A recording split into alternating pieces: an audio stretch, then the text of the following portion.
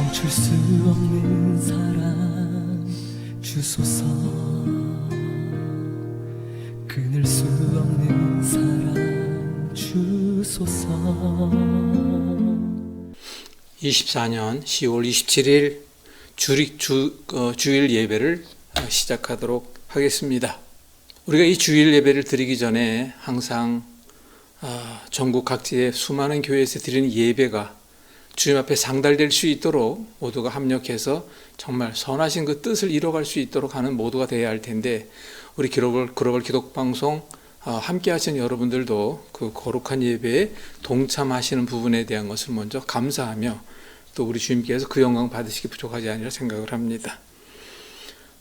다 같이 기도하겠습니다. 주님 감사합니다. 저희 입에서 감사라는 기도의 감사가 끊이지 않게 하여 주시옵시고, 그 감사를 이어서 또 감사가 이어질 수 있도록 항상 우리 주님 함께 동행하여 주시옵시며, 그 모든 일의 중심에 우리 주님께서 함께 하심을 믿고 감사하게 하여 주시면 또한 감사드립니다. 무엇보다도 우리가 귀한 예배 가운데서 우리 주님 만나 주님의 그 뜻과 주님의 그 귀한 말씀을 듣고 우리가 그 성령의 인도하심 통하여 이 땅에 살아갈 때에 좌표를 삼으며 나의 모든 것의 중심이 되시는 주님을 바라보게 하심에 또한 감사합니다. 오늘 말씀을 들고 대언을 합니다. 우리 주님께서 함께하여 주시어서 영의 입술로 전달할 수 있게 도와주시옵시며, 또한 받는 이들이, 듣는 이들이 그들의 가슴 깊이 아로새길 수 있는 주님의 사랑의 말씀의 메시지로 전해지기 부족하지 않도록 도와주실 줄 믿으며 예수 그리스도 이름 의지하여 감사함으로 기도합니다. 아멘. 아멘. 오늘의 말씀의 주제는 항상 기뻐하라 라고 하는 주제를 잡았습니다. 다른 목사님들이 설교를 준비할 때 그런 이야기를 하시는 말씀에 대한 걸 들은 적이 있습니다. 사실 이러이러한 설교를 준비했는데 갑자기 하나님께 주시는 마음 때문에 그 설교의 내용을 전체를 이렇게 바꿨다라고 하는 내용을 저도 수차 들은 바가 있는데, 역시 지난주에도 그랬지만 이번 주에도 또 그렇게 되더라고요. 그래서 그래, 우선 이번 주에 먼저 해야 될 것은 우리가 항상 생활 속에서 기뻐함이 있어야 되겠다라는 생각을 또 먼저 주셨기에, 데살로니가 전서 5장 16에서 18절에 있는 말씀, 제가 아주 가장 많이 인용하는 말씀, 거기서 이제 23절까지 가게 되면 제가 아무튼 늘 얘기하는 그런 내용이 되겠는데, 오늘은 16장에서 18절에 있는 그 말씀을 가지고 한번 같이 한번 나눠보도록 하겠습니다. 제가 먼저 한번 읽겠습니다. 16절 항상 기뻐하라, 17 쉬지 말고 기도하라, 18절에 범사에 감사하라. 제가 여러분 다 아신 대로 항상 기뻐하라, 쉬지 말고 기도하라, 그리하면 범사에 감사함이 넘치리라. 그런 내용이라고 된 것을 알 수 있겠죠. 범사에 감사하라, 이것이 그리스도 예수 안에서 너희를 향하신 하나님의 뜻이니라. 자, 그럼 그 하나님의 뜻이라고 하는 우리 안에 기쁨이 넘치게 하기 위해선, 우리 안에 기쁨을 만들기 위해선 우린 그것을 어떻게 해야 될 것인가, 어떠한 마음, 어떠한 생각, 우리 삶 속에서 하나님과 어떤 동행을 해야 될까, 이런 부분에 대한 것을 같이 한번 살펴보도록 하겠습니다. 무엇보다도 사람은 태어나 죽을 때까지 태어날 때 손을 꽉 쥐고 태어나는 걸 보게 됩니다. 그런데 막상 죽을 때 모든 것을 펴고 갑니다. 그 말은 다시 얘기하면 사람은 태어나 이 땅에 사는 동안에 죄인으로 태어나 죄인으로 살다가 우리 주님 만나지 못하면 죄인으로 결국 가는 곳은 정해져 있지 않겠습니까? 그 부분에 대한 것을 아마 젊은이들이라든가 이런 사람들한테 이런 얘기하면 뭐 쓸데없는 얘기냐, 이렇게 생각할 여지가 많습니다. 저도 한때는 그런 적이 있으니까요. 그런데 이제 어느 정도 세월을 겪고 살고 많은 사람들의 희노우사 비공경, 그 애환이라 그러죠. 삶 속에 그런 것을 보면서 정말 인생이라는 것은, 삶이라는 것은 어떻게 보게 되면 한마디로 헛되구나라고 하는 것을 저 자신 또한 느끼게 됐습니다. 그럼 우리는 과연 헛되다, 헛되지 않다, 그건 무엇의 차이라고 비교할 수 있을까요? 저는 그것을 한마디로 그냥 내 안에 기쁨이 있는가 없는가, 그렇게 쉽게 비교하는 것도 방법이라고 생각을 합니다. 저는 이런 이야기를 또 종종 하죠. 마음의 창은 눈이요, 눈은 마음의 표정이요, 표정은 마음의 거울이다. 기쁨이라고 하는 것은 그 사람의 얼굴에 써 있습니다.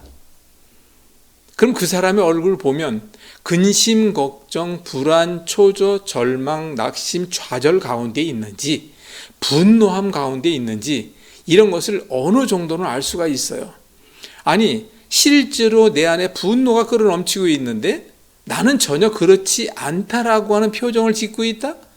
그거 정말 쉽지 않은 것일 것입니다. 그런데 내 안에 기쁨이 넘친다.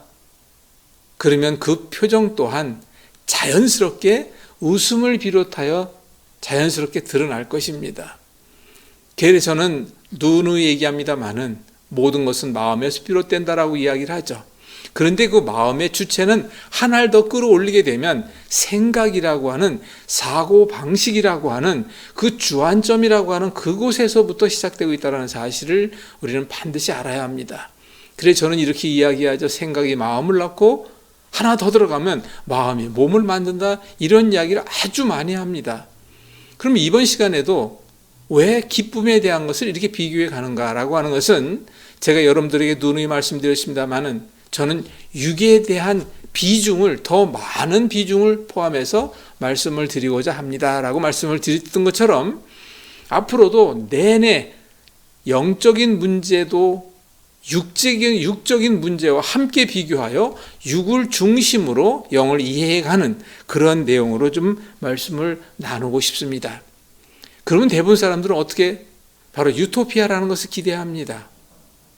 오아시스를 만나기를 원합니다. 그러다 보면 어떡합니까? 끊임없이 희망하고 추구하며 달려갑니다. 그런데 어찌 보게 되면 목적 없이 달려간다는 것은 그 끝이 어딘지 모르니까 그 부분에 대한 것을 저는 이렇게 비교해서 말씀을 드립니다. 그냥 남쪽으로 내려가면 오아시스가 있다. 정말 그 안에는 진정으로 파라다이스가 기다리고 있다. 이러한 기대감을 가지고 남쪽으로 계속 달려갑니다. 근데 남쪽으로 계속 가다 보니까 뭐가 나옵니까? 바다에 빠지게 되죠. 바로 이렇게 예로 비로 이렇게 말씀을 드려본다면 저는 이렇게 말씀드리고 싶습니다. 우리가 희망을 갖는다 또는 어떠한 좌표를 통하여 그 목적을 정해놓고 가고 있다라고 했을 때 그것이 나의 욕심과 나의 탐욕과 나의 그 어떤 너무나도 지나친 나에게 맞지 않는 것을 요구하고 바라고 가고 있다면 그것은 반드시 고장나거나 절단나거나 사고가 나거나 아니면 급브레이크를 밟아야 할 경우가 있습니다. 이건 제가 왜 이렇게 비교해서 말씀드리냐면 우리가 항상 기뻐하기 위해서는 내 안에 내면에 뭔가가 있어야 돼요. 그런데 저는 그 뭔가를 먼저 이렇게 결론 짓고 가고 싶습니다. 내가 진정 하나님을 만나 하나님과 함께하는 생활을 하고 있는가? 그리스도인으로서 생활하고 있는가? 그럼 내 중심에 하나님이 들어와 계신 것이죠. 그럼 내 생활 모든 면에 그 기준이 되는 무엇을 붙들고 가야 합니까? 바로 말씀이에요. 그 말씀은 어디 속에 있습니까? 성경 속에 있습니다. 그러면 그거를 우리가 원하고 바라는 대로 하기 위해서는 우리가 반드시 어떻게 해야 합니까? 간구해야 합니다. 그걸 우리는 뭐라고 하죠? 기도라고 얘기합니다. 기도에는 반드시 따라오는 것인데 뭐라고 합니까? 응답이라고 하는 것이 있죠. 근데 여러분 아실런지 모르겠지만은 저 같은 경우로 비교해 예를 든다면 응답 참 어렵습니다. 그런데 제가 어느 목사님 설교 말씀 중에 들었지만 무응답이 응답이다라는 말씀을 하시더군요. 제가 볼 때도 그게 답입니다. 무응답이 응답이에요. 왜? 아직은 때가 안 됐다라는 말씀이시겠죠. 제가 이 말씀을 먼저 한 가지 드리고 넘어가겠습니다. 방송국 예배, 바로 이제 방배동, 서초 방배동에 있는 방송 예배는 오늘이 이제 마지막이 됩니다. 그래서 이번 주 안에 전부 다 이사를 하고 정리를 다 하고 다음 주일 예배는 바로 이제 그 대림역에서 멀지 않은 구로 쪽에 그곳에서 예배를 드리게 되는데 이 말씀을 먼저 드리고 싶습니다. 제가 사실 넉넉하지 않은 가운데 방송을 운영하고 진행하고 있습니다. 그러다 보니까 지금 방배동에서 진행하고 있는 모든 것이 참 녹록지 않더라고요. 그리고 막상 제가 이제 올 12월 달에면 만 5년이 되는데 막상 5년 가까이 방송의 방자도 잘 모르는 사람이 하다 보니까 그래도 서당께 3년이 지나가다 보니까 조금은 알겠더라고요. 그래서 이 정도 방송을 운영하기 위해서는 크기는 어느 정도, 그리고 어떤 규모로 어떻게 준비하면 되겠구나, 이것이 이제 어느 정도는 이제 알게 된 거예요. 그래서 제가 기도했죠. 하나님, 지금 여기가 40평이 남짓 되는데 여기에 대해 절반만 해도 되겠습니다. 그리고 이곳은 임대료가 너무 비싸니까, 부담되니까, 남에게 자꾸 이렇게 손을 벌려야 되니까 일단 임대료를 최소한 절반 정도는 해주세요. 그리고 여기는 2호선, 7호선이 지나가는 중간에 있지 않습니까? 그래도 형편이 어려운 사람이라든가 이렇게 공공시설, 공공교통을 이용하는 사람이 있다면 지하철이 멀지 않으면 좋겠습니다. 그리고 무엇보다도 이곳에 주차가 어려운 거 주님 아시지 않습니까? 제가 여기 처음 왔을 때부터 주차 문제 때문에 아주 굉장히 좀 곤혹을 많이 겪었습니다. 주차 문제 해결해 주세요. 빨리 말씀드리겠습니다. 주차장이 널널합니다. 그리고 보통 주차장 1시간 이상 또는 30분 이상이 지나면 주차료를 내야 되는데 여기는 10시간이 지나도 주차료가 없습니다. 얼마나 감사합니까? 그 여기에 절반이라고 말씀드렸더니 22평 남짓, 딱 22평을 주신 거예요. 그리고 너무나도 감사한 거는 여기 임대료의 반을 뚝 잘라서 할 수 있게 해 주신 겁니다.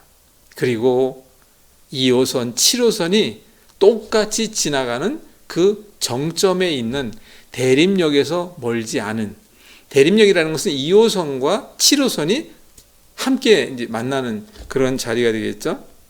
제가 이제 이런 부분에 대한 거를 이번에 막상 가면서 해보니까, 그리고 또 한 가지 있습니다. 인테리어 비용이 들면 안 됩니다. 정말 가니까 인테리어 비용을 거의 안 들이고 여기에 있는 것을 그대로 가져가서 그냥 시설만 하면 될 것 같은 그런 조건이에요. 그러나 이제 물론 이제 뭐 부동산 비용이라든가 또 여기에 맞지 않는 부분을 버리고 새로 준비를 해야 된다든가 이런 건 있지만, 저는 최근에 이런 기도의 응답을 받고 얼마나 감사 기도를 했는지 모릅니다. 그 저와 함께하는 사람들에게 자랑하면서 이런 간증을 얘기했는데 바로 그 부분에 대한 것을 우리가 함께 기쁨을 나눕니다 라고 할 수가 있겠죠. 기쁨이란 하나님께로부터 나오는 것이라야 반드시 세상 어느 누구를 보더라도 불가능하다고 이야기하는 것은 내 평생 동안 기쁨 안에 살아간다, 감사한 생활 속에 살아간다, 이런 얘기를 한다는 것이 거의 불가능하다, 이런 얘기를 하죠. 또한 사람은 기쁨을 누리는 행복을 위해 만들어진 것이 아니라 하나님을 만나 행복을 맛볼 수 있게끔 과정을 통해서 지나가서 결국은 그 유토피아를 만날 수 있는, 그렇게 우리 인생은 만들어진 것이다, 이렇게 누군가는 이야기를 하더군요. 그래서 저는 그 과정 속에 가기 위해서는 반드시 세상에는 공식이라는 게 있습니다. 예를 들어 부산까지 가기 위해선 반드시 거쳐가야 할 곳이 있죠. 그것처럼 우리도 항상 그 주님의 귀한 그 자리에 가기까지는 거쳐가야 할 곳이 있는데 거쳐가지 않고는 안 된다는 것이죠. 그러면 그건 어떠한 방법이 있을 것이냐? 그런 여러 가지 패러다임 속에 있는 이야기들이 있겠지만 오늘 그것을 몇 가지로 또한 함께 살펴보도록 하겠습니다. 우리는 기쁨이라는 것이 없을 때 항상 모든 것은 불안하고 초조하죠. 결국 낙심하고 절망하다 보게 되면 포기하게 되는 경우도 있죠. 그런데 제가 이제까지 겪어보니까 포기란 내 내면에서 시작해야 한다는 것입니다. 내 외부에서 생긴 그 어떤 것에서 비적된 것이 아니라 내 내면의 포기가 먼저 이루어져야 한다는 것이죠. 우리는 그것을 다른 말로 내려놓는 훈련이다, 이렇게 이야기를 하죠. 내 안에 욕심을 버리고 내가 꿈꿨던 그 나만의 생각으로 계획했던 것들을 내려놓고 버리고, 그러다 보니까 내가 비워야 되죠. 그럼 결국엔 내가 나를 비우다 보니까 내가 비운 그 자리에, 이런 얘기가 있죠. 어떤 사람들이 너무 비우다 보니까 거기 그냥 사탄이, 귀신이 쑥 들어오게 되는 경우가 비질비재하다는 얘기를 저도 들었습니다. 그러니까 우리는 반드시 내가 내려놓고 내가 나를 죽인 다음에 내 안에 예수님이 들어오셔야 한다는 것, 그 말은 누누이 말씀을 드렸습니다. 내 인생의 모든 것이 하나님께로부터였다는 것을 이제 우리가 믿게 된다면 다른 이들에게 섬김으로 나누며 우리가 거저 얻은 것이니까 거저 준다 할지라도 기쁨이 있을 거 아니겠습니까? 아니 설령 또 내가 애써 힘써 많이 벌었다는 것도, 죄송합니다 이렇게 말씀드려서, 그것도 누구의 허락 없이, 하나님의 간섭과 허락 없이 그렇게 될 수는 없다는 거예요. 근데 저쪽에 계신 저분이 질문을 하는군요. 아니 그런데 그렇게 모든 것이 하나님 것이라고 하는데 하나님의 종으로서 목사님은 왜 물질 때문에 맨날 이렇게 전전긍긍합니까? 그런 질문을 저쪽에서 하고 계신데, 거기에 대한 답을 드리겠습니다. 그 또한 때가 돼야 된다는 거예요. 어린아이에게 칼을 주면 어떻게 되겠습니까? 칼을 받을 나이가 돼야 칼을 사용할 수가 있죠. 군인이 돼야 총을 사용하는 걸 배우고 사용합니다. 그것처럼 저는 아직도 때가 안 됐고 그 때가 언제가 될지는 모르겠지만 이제는 알았으니까, 또 한 가지는 저는 사실 돈을 좀 벌어봤습니다. 그러다 보니까 그 돈 때문에라는 것이 있어요. 목이 뻣뻣해집니다. 그리고 돈으로 모든 걸 다 할 수 있다는 그 어떤 자신감 같은 것도 생깁니다. 그러다 보니까 멀어집니까? 안 멀어집니까? 자연적으로 멀어집니다. 주님과는. 그래서 주님께서는 진정 사랑하시는 여러분들에게는 주님께서 바로 그 사랑을 주시기 위하여 여러분들에게 여러분들의 나름대로의 욕망과 욕심이 가득 찬 것을 내려놓고 버리게 하게끔 하시기 위하여 여러분들을 훈련시킨다라는 걸 잊지 마시기 바랍니다. 그랬을 때 우리는 결국은 내가 가진 걸 모든 걸 다 내놓고 드리는 것을 우리는 섬김이다라고 얘기합니다. 섬김이 있기 위해서는 반드시 겸손히 따라와야 된다는 것이죠. 그럴 때 우리가 또 한 가지 생각해야 할 것이 있다면, 교회에서 말씀 속에 많이 이야기하는 빛과 소금이라는 얘기를 합니다. 빛이라는 것은 어느 정체성이라는 건 특별히 없는 거예요. 그런데 빛이 순간적으로 비치면 어둠은 사라집니다. 세상의 악을 어둠과 주로 비교를 하죠. 그래서 우리는 빛의 역할을 해야 된다, 소금의 역할을 해야 된다라고 얘기하죠. 소금만 잠깐 생각해보고 넘어갈까요? 소금이 맛을 잃으면 무슨 소용이 있겠습니까? 그런데 중요한 것은 그 짜디 짠 소금의 자신의 맛을 버리고 자신이 희생했을 때 어떠한 다른 것에 그 짠맛이 전해진다는 것은 바로 그것을 주님의 사랑이다라고 저는 생각하고 싶습니다. 여러분들이 다른 사람에게 저 사람은 그리스도의 향기가 있는 사람이야, 저 사람은 정말 예수를 믿는 사람 같아, 이런 말을 듣기 위해선 바로 여러분들 스스로가 소금이 되어서 녹아 그들에게 전해줘야 된다고 저는 생각을 합니다. 그래서 빌립보서 4장 4절에 보게 되면 주 안에서 항상 기뻐하라, 내가 다시 말하노니 기뻐하라. 우리가 그러기 위해서는 6절에 보게 되면 아무것도 염려하지 말고 다만 모든 일에 기도와 간구로 너희 구할 것을 감사함으로 하나님께 늘 아뢰라. 그게 뭐예요? 기도라는 것이죠. 그리하면 모든 지각에 뛰어난 하나님의 평강이 그리스도 예수 안에서 너희 마음과 생각을 지키시리라. 근데 여기에 또 하나 제가 이제는 넣고 싶어요. 너의 마음과 생각과 그로 인하여 몸을 지키시리라. 저는 이렇게까지 또 말씀을 드리고 싶습니다. 그래서 우리는 이런 일을 겪다 보니까, 주님의 길을 가다 보니까 좁은 길이요, 험난한 길이요, 외나무 길이요, 그 길을 가다 보니까 정말 생각지 못한 어려움, 생각지 못한 많은 사람들로부터의 핍박, 이런 것은 당연히 받게 되는 것이죠. 그럴 때 야고보서 1장 2절에 보니까 내 형제들아 너희가 여러 가지 시험을 당하거든 온전히 기쁘게 받으라 라고 했어요. 왜? 그렇지 않으면 너 안에 기쁨은 사라지니까. 바로 그래서 그 이유는 이는 너희 믿음이 시련이 인내를 만들어내는 줄 너희가 알미라. 4절에 보니까 인내를 온전히 이루라 이는 너희로 온전하고 구비하여 조금도 부족함이 없게 하려 함이라. 여기 답이 있잖아요. 너희를 조금도 부족함이 없게 하기 그렇게 하신다는 하나님의 뜻이잖아요. 우리는 반드시 소금이어야 한다는 것입니다. 그리고 빛이 되어야 한다는 것이죠. 기쁨을 하는 것은 상대성으로 얻는 방법은, 기쁨이라고 하는 것은 나 혼자 이유 없이 기쁘다, 나 혼자 이유 없이 웃고 있다? 죄송합니다. 정신 이상자라고 얘기하잖아요. 기쁨이라고 하는 것은 내가 어떤 상대 정말 너무 아름다운 꽃을 보니까 나도 기쁘잖아요. 어느 물체에 의한, 어느 누가 있는데 그 사람이 하는 모든 일이 너무 감사한 일을 하는 거예요. 내가 기쁘잖아요. 또 나에게 한마디 한마디 말해주는 것이 너무 감사로 다가오잖아요. 내가 기쁘잖아요. 상대성 아닙니까? 바로 이것을 내 스스로가 만들고 얻기 위해서는 방법은 한 가지밖에 없다는 것을 성경에서 말씀하시죠. 바로 뭘까요? 사랑입니다. 사랑하라. 사랑하라. 원수도 사랑하라. 그런데 이것은 어떻게 해야 될까요? 바로 내 안에 예수님이 계시지 않으면 좀처럼 쉽지 않다는 것입니다. 그래서 우리는 그 사랑을 전하기 위해서 먼저 내가 해야 될 것이 있는데, 이 땅의 사명이라고 얘기할 수가 있죠. 사도 바울도 쉽지 않은 여정이었음을 고백하고 있는 것이 바로 사도 바울의 이야기 중에 가시다라는 이야기가 있습니다. 사단이 내게 준 가시, 그 은혜가 은혜다라는 것은 무엇일까요? 내가 정신 차리고 있기 위해서는 정신 차릴 수 있는 조건 하나를 가지고 있어야 한다는 거예요. 그런데 그런 조건이 아무것도 없을 때 나는 자유분방할 수밖에 없죠. 긴장하지 못하게 되는 것이죠. 그래서 사도 바울 선생이 얘기한 그 가시로 인하여 은혜를 내가 알고 있다라고 하는 고백처럼, 여러분들도 그런 가운데 있습니까?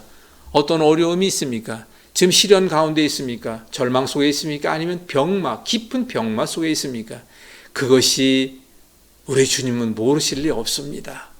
여러분들이 일거수일투조, 그 1초 1초마다 매 순간에 관계된 것 또한 다 아십니다. 그러니까 뭐까지 아실까요? 여러분들의 생각과 여러분들의 중심도 아십니다. 우리는 가식이라고 그러죠. 거짓이라고 그러죠. 많은 사람들 앞에서는 아닌 척. 그런데 내가 나를 알잖아요. 근데 나보다 나를 더 잘 알고 계신 분이 하나님이 계시고, 내가 그분을 바라보며 그분의 손을 잡고 가고 그 안에서 내가 생활한다면 어떻게 척할 수 있습니까?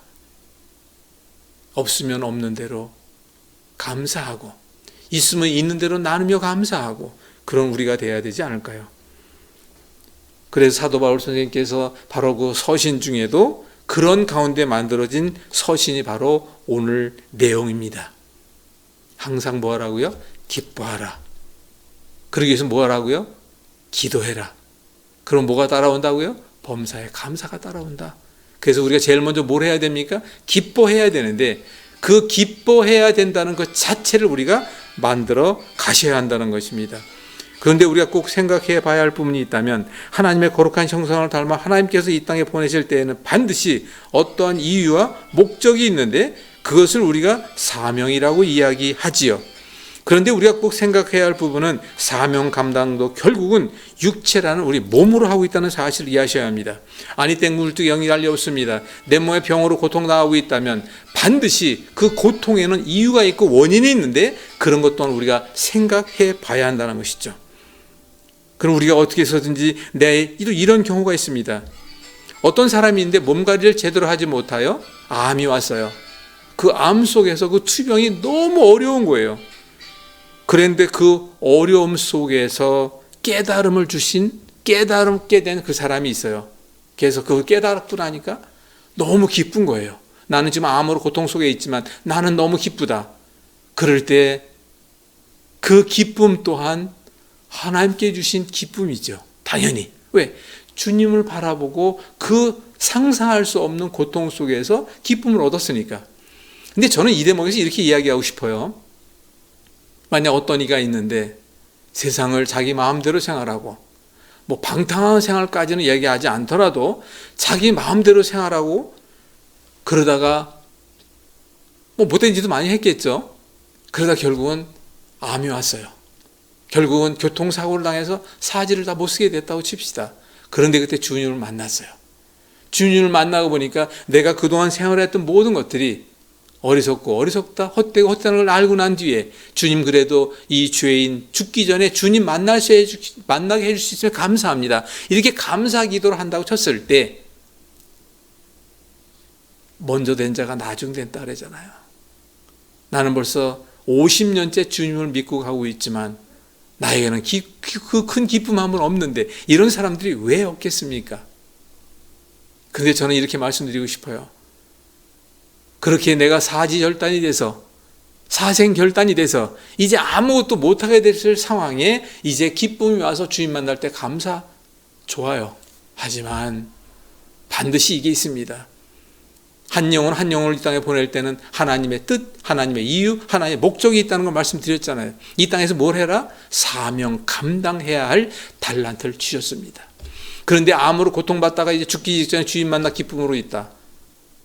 교통사고로 이제 죽기 직전에 주님을 만났다. 사명 언제 감당합니까? 미안합니다. 죄송합니다. 송구합니다. 사명 감당은 전혀 못하는 것입니다. 우리는 반드시 이 땅에 살아가는 과정 속에서 주님으로부터 받을 상급이라는 게 있습니다. 주님 만났을 때 상급이 있겠죠. 어떤 상급이 기다리고 있을까요? 그것을 먼저 말씀드리고 싶고요. 그래서 우리는 이 땅에 보내신 그 사명 감당이 얼마나 중요한가라는 걸 꼭 말씀드리고 싶고요. 그리고 우리는 영과 혼과 몸이라고 하는 몸까지도 같이 우리 주님 만나러 가서 흠없음을 보여줘야 한다는 것. 흠이 없다, 온전하다, 깨끗하다는 걸 우리 다른 말로 뭐라 합니까? 건강이라고 합니다. 영도 건강해야 돼요. 혼도 건강해야 되고 육도 건강해야 됩니다. 그런 영과 혼과 몸이 건강할 때 이 땅에 살아갈 때 기쁨이 왜 없겠습니까? 그러면 사랑이 왜 없겠습니까? 왜 평안이 없겠습니까? 결론, 당연히 행복은 따라오게 돼 있죠. 저도 그렇게 살지 못했음을 이 자리에서 먼저 고백합니다. 그런데 이제는 앞으로 이렇게 살려고 최선을 다할 것입니다. 그래서 우리는 성령의 9가지 열매라는 그 기준이 있지 않습니까? 앞으로 이제 그 성령 9가지 열매에 대한 것을 또 앞으로 말씀을 드리겠지만 사랑, 희락, 화평, 오래 참음과 자비, 양성, 충성, 온유, 절제. 근데 오늘은 맨 끝에 있는 절제가 얼마나 중요한가라고 하는 것을 말씀을 드리고 싶습니다. 앞에서의 말씀과 함께 다음 말씀을 통하여 지켜야 할 어느 정도라고 하는 그 정도를 다짐하며 나가야 할 것에 대한 것을 한번 살펴보도록 하겠습니다. 마태복음 6장 1절에 8절에 있는 말씀인데 왜 사람에게만 보이려 합니까? 이것은 말씀의 제목으로 제가 생각했던 건데 오늘 말씀 끝에 이것을 한번 쭉 같이 한번 읽어보면서 우리가 어떻게 생각해 봐야 할 것인가라고 하는 것을 살펴보고 마무리하도록 하겠습니다. 마태복음 6장 1절에서 8절. 사람에게 보이려고 그들 앞에서 너희 의를 행하지 않도록 주의하라. 그리하지 아니하면 하늘에 계신 너희 아버지께 상을 받지 못하느니라. 그러므로 구제할 때에 외식하는 자가 사람에게서 영광을 받으려고 회당과 거리에서 하는 것 같이 너희 앞에 나팔을 불지 말라. 진실로 너희에게 이르노니 그들은 자기 상을 이미 받았느니라. 너는 구제할 때 오른손이 하는 것을 왼손이 모르게 하여 내 구제함을 은밀하게 하라. 은밀한 중에 보시는 너희 아버지께서 갚으시리라. 5절을 보니까 또 너희는 기도할 때 외식하는 자와 같이 하지 말라. 그들은 사람에게 보이려고 회당과 큰 거리 어귀에 서서 기도하기를 좋아하느니라. 내가 진실로 너희에게 이르노니 그들은 자기 상을 이미 받았느니라. 너희는 기도할 때 내 골방에 들어가 문을 닫고 은밀한 중에 계신 내 아버지께 기도하라. 은밀한 중에 보시는 내 아버지께 갚으시리라. 이 말씀의 핵심이 바로 무엇입니까? 우리 중심에 내가 가야 할, 내가 마음가짐을 가져야 할 그 내용이 여기 다 들어있습니다. 바로 무슨 얘기입니까? 나에 대한 내려놓음, 나의 절제. 이 모든 것이 이 안에 들어있고 오늘 앞서 말씀드린 대로 기뻐하라. 그 기쁨은 그냥 만들어지는 것이 아니라 내가 이러한 자세, 이러한 절제된 그 어떤 모든 생각과 마음과 행함이 있을 때, 그리고 기도할 때 하나님께서 반드시 들어 사용하시는 저와 여러분들이 된다는 사실을 꼭 잊지 마시기 바랍니다. 육이 건강해야 됩니다. 세상에 공짜는 없습니다. 육이 건강하기 위해선 건강해야 할 방법들을 내가 실천해야 합니다. 그래서 한글로 이런 실천을 짓이라고 합니다. 짓. 건강하기 위해서는 건강할 짓을 해야 된다. 근데 그것이 약간 나쁜 의미로 들리고 있는데 저는 그렇게 생각하지 않습니다만은, 아무튼 그런 우리가 돼야 한다는 것을 꼭 잊지 마시기 바랍니다.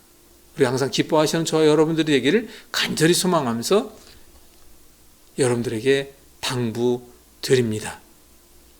기도하겠습니다. 기뻐할 수 있도록 도와주시옵소서. 제가 혼자 기뻐할 수 있도록 노력은 하지만 잘 안 되는 것이 저희임을 주님 아십니다.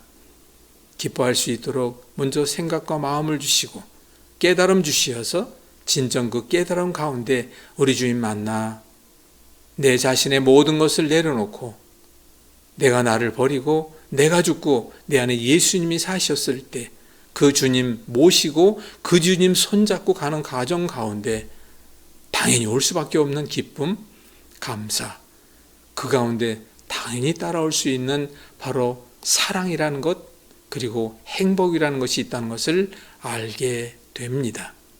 먼저 우리의 생각과 마음을 바로잡게 도와주시옵시고, 이제 그 어떤 일이 있다 할지라도 지금의 이 생각과 마음에서 흔들림 없도록 주님 도와주실 줄 믿습니다. 항상 기뻐하라. 그러기 위해 쉬지 말고 기도해야 한다.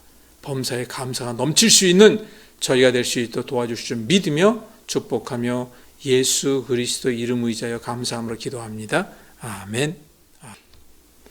광고 말씀드리겠습니다. 참 아까도 말씀드렸습니다마는 정말 하나님의 은혜로 귀한 자리로 옮기게 됐습니다. 그곳에 준비하느라고 애썼습니다. 그래서 지난주에 말씀드린 것처럼 헌부대를 세부대로 바꾸시는 주님이심을 이제 알게 됩니다. 방송에 대한 모든 것들도 많은 것 부분에 개편을 합니다. 그리고 새로운 사람들도 모시려고 준비하고 있습니다. 먼저 감사해야 할 것은 이런 여러 가지 것들 가운데 있어서도 우리 주님께서 미리 예비하시고 계신 여러 가지를 또한 알게 된다는 것이 너무 감사하지요. 이번에 갈 때도 이곳은 버리고 가야 할 때 참 많은 걸 알게 되기에 기도했는데 그곳에서는 책상이라든가 의자라든가 이런 게 거기에 맞게끔 필요하겠더라고요. 그랬더니 감사하게도 이용모 장로님 위에 기도 많이들 하고 계시지만 저도 정말 열심히 기도하고 있습니다.